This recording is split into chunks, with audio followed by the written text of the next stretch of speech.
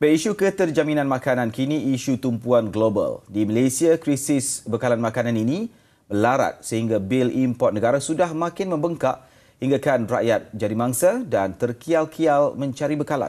Kekurangan bekalan beras putih tempatan di pasaran baru-baru ini turut menimbulkan keresahan.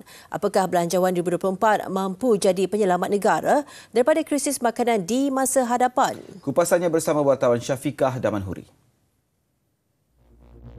Kementerian Pertanian dan Keterjaminan Makanan KPKM tahun ini diperuntukkan RM5.39 bilion. Kenaikan 12% berbanding RM4.81 bilion pada tahun lalu. Fokus utama RM1.62 bilion disediakan untuk subsidi insentif harga padi, baja dan padi huma.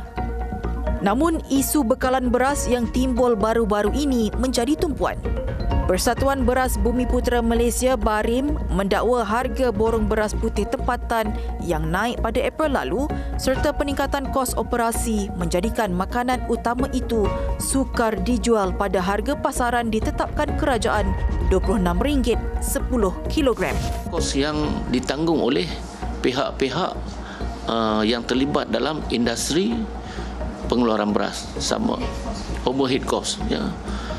Jadi bila keadaan ini berlaku, sudah tentu pihak pengeluaran terutama kilang padi akan menghadkan untuk proses beras tempatan.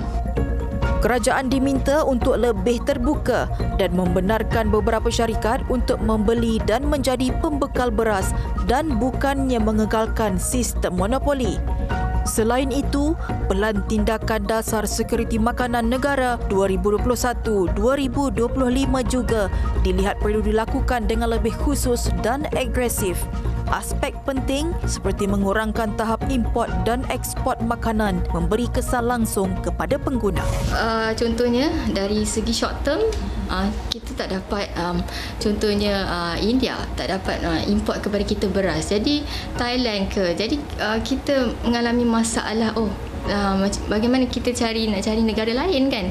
Jadi even kalau short term problem we cannot solve and kita memerlukan jangka masa yang panjang, itu satu masalah. Untuk memastikan sektor pertanian terus progresif dan menarik golongan muda, satu usaha besar perlu dilakukan kerajaan, terutama dalam meningkat gaji median sektor itu yang direkod paling rendah berbanding perkhidmatan, pembinaan, perlombongan dan pembuatan.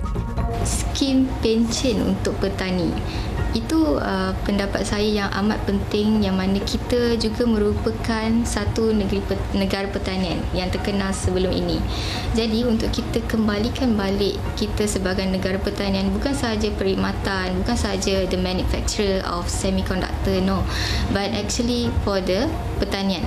Makanan ruji nasi iaitu beras berada pada tahap sara diri 60 hingga 65% dalam memenuhi permintaan tempatan.